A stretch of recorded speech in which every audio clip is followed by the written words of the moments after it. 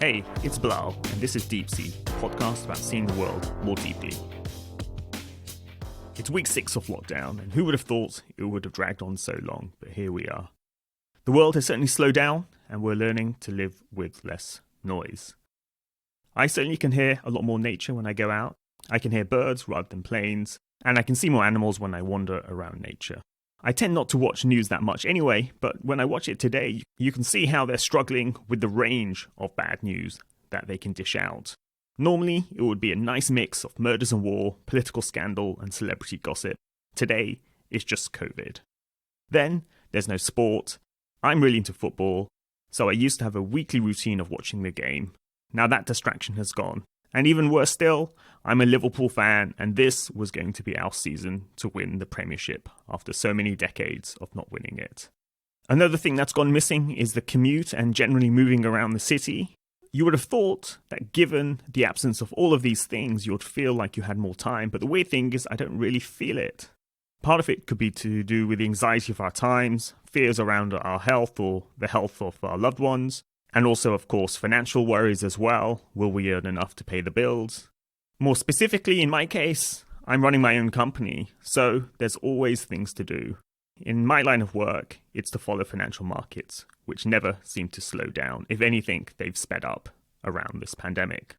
Then the old distractions of commuting, work meetings, or eating out, or moving around the city have really been replaced by digital distractions, especially watching TV. So in our family, we're going through a phase of watching movie franchises. So we started with Twilight, then we moved on to Hunger Games, and we're currently on Star Wars. Yes, I did say Twilight. And with Star Wars, yes, we are watching even the prequels like The Phantom Menace. This shows you how desperate you can become when you're stuck in the house. What this also tells me is that whatever is going on in the external world, I'll still find ways of busying myself with stuff. So that notion that if only my external circumstances changed, I'd be so much happier or sadder doesn't really hold. There's certainly an initial shift in moods and attitudes when your external circumstances change. So when we moved from normal times to lockdown, I felt the most anxiety or discomfort, but after 6 weeks, you kind of get used to it. In the end, this tells me that if you really want to change as a person, you have to really put the effort into working on yourself rather than hoping that external events themselves will magically transform you.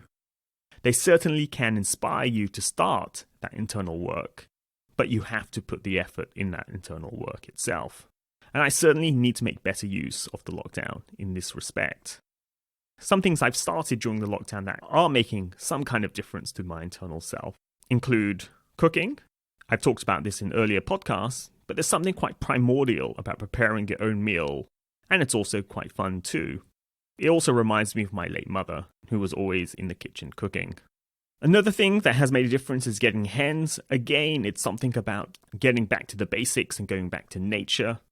And chasing hens in the garden is something that can really ground you too. But there are other things that I feel I need to do less of. The big one has to be wasting time watching TV, especially trashy TV. I'd rather use that time to read. Another thing I should do, or I want to do at least, is to call more friends and family. I'm never good at that in normal times, but the lockdown is probably the best time to reach out to all those people you haven't spoken to in a while, or people who you feel you should speak to on a more regular basis.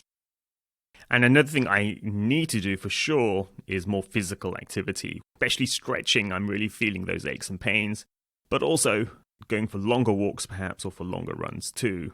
It's surprising how much activity one does when one's moving around the city. Anyway, we're in strange and odd times. We've been in lockdown for a while now, so I think it's a good time now to take time out to think about how one has spent that period, and also how one can spend that time going forward in a way that could really make an enduring difference on your life.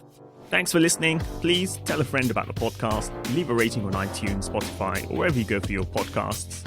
You can follow me on Twitter. My handle is @BilalHafiz123. You can also follow me on Facebook, LinkedIn, or on my personal blog, bilalhafiz.com. For my research work, you can go to macrohive.com. I'll be back soon, so tune in then.